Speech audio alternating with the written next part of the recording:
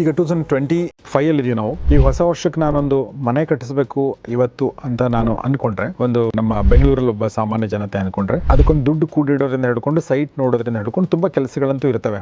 So ಆ ಒಂದು planning ಅಂದ್ರೆ ಶುರು ಮಾಡೋಕ್ಕಿಂತ ಮುಂಚೆ ಏನಾದರೂ ಟಿಪ್ಸ್ ಕೊಡಕ್ಕೆ ಇಷ್ಟಪಡ್ತೀರಾ? ಮೇನ್ ಸರ್, ನಾನು ಪ್ರತಿಯೊಮ್ಮೆ ಹೇಳೋದು, ದಯವಿಟ್ಟು ನಿಮ್ಮ ಬಡ್ಜೆಟ್ನ ಫಸ್ಟ್ ಫಿಕ್ಸ್ ಮಾಡ್ಕೊಳ್ಳಿ. ಯಾವುದೇ ಆದ್ರೂ ನೀವು ಕನ್ಸ್ಟ್ರಕ್ಷನ್ ಬಡ್ಜೆಟ್ ಕಾಸ್ಟ್ ಅಂತ ನೋಡಬೇಡಿ. ಓವರ್ ಆಲ್ ಬಡ್ಜೆಟ್ ಎಷ್ಟು. ಈಗ ನಾನೊಂದು 2 BHK ಮನೆ ಕಟ್ಟಬೇಕು, ನಂಗೆ 50 ಲಕ್ಷ ಆಗುತ್ತಾ, 60 ಲಕ್ಷ ಆಗುತ್ತೆ, ಇಲ್ಲ 1 ಕೋಟಿ ಆಗುತ್ತಾ, 2 ಕೋಟಿ ಆಗುತ್ತಾ, ಇದನ್ನು ಫಸ್ಟ್ ನೀವು ಮೈಂಡಲ್ಲಿ ಇಟ್ಕೊಳ್ಳಿ.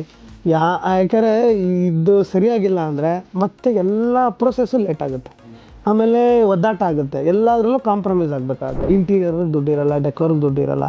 ಈ ರೀತಿ ಮಾಡ್ಕೊಂಬಿಡಿ. ಫಸ್ಟ್ ನೀವು ಇಷ್ಟೇ ದುಡ್ಡಲ್ಲಿ ಬೇಕು, ಇಷ್ಟೇ ಟೈಮ್ ಲೈನಲ್ಲಿ ಮುಗಿಬೇಕು. ಯಾಕಂದರೆ ಪ್ರತಿ ತಿಂಗಳು ನೀವು ರೆಂಟಲ್ಲಲ್ಲಿ ಏನಾನ ಇದ್ದರೆ ಅಲ್ಲೂ ಪ್ರತಿ ತಿಂಗಳು ದುಡ್ಡು ಹೋಗ್ತಾನೆ ಇರುತ್ತೆ. ಆ ರೀತಿ ನಾನೊಂದು ಕೇಳೋದೇನೆಂದರೆ, ನೀವು ಬಡ್ಜೆಟು ಟೈಮ್ ಲೈನ್ನ ಫಿಕ್ಸ್ ಮಾಡ್ಕೊಳ್ಳಿ. ನಿಮ್ಗೆ ಯಾರು ನಂಬಿಕೆ ಅನಿಸುತ್ತೋ, ಯಾರು ನಿಮಗೆ ನಿಜವಾಗ್ಲೂ ಚೆನ್ನಾಗಿ ಸರ್ವಿಸ್ ಕೊಡ್ತಾ ಇದ್ದಾರೆ ಅಂತ ಅನಿಸುತ್ತೆ, ಹೋಗಿ ಮಾತಾಡಿ. ಅವ್ರು ಆಲ್ರೆಡಿ ಮಾಡಿರೋ ಮನೆಗಳು ಕೂಡ ನೀವು ವಿಸಿಟ್ ಮಾಡ್ಬೋದು. ಆ ರೀತಿ ರಿಲಯಬಲ್ ಹತ್ರ ಹೋಗಿ. ಆದರೆ ದಯವಿಟ್ಟು ಒಂದು ಸಿವಿಲ್ ಇಂಜಿನಿಯರ್ ಜೊತೆ ಹೋಗಿ ಅನ್ನೋದೇ ನನ್ನ ರಿಕ್ವೆಸ್ಟ್.